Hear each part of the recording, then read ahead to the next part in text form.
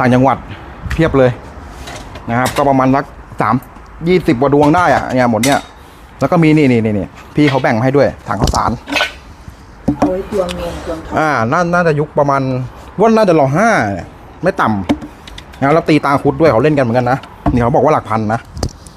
แล้วก็มีเนี่ยเตาโคแมนพี่เขาแบ่งมาให้นะเนี่ยเดี๋ยวไปลองซ่อมดูกันนะครับคิดว่าน่าจะใช้ประมาณสงครามโลกอะไรนิดหรือเปล่าไม่รู้นะเหมือนกันต้องลองทีเพราะว่าพี่เขาแบ่งมาแล้วไปนะครับวันนี้เราก็จบแล้วนะครับหลักหมื่นกลับก็ประมาณ600 กิโลได้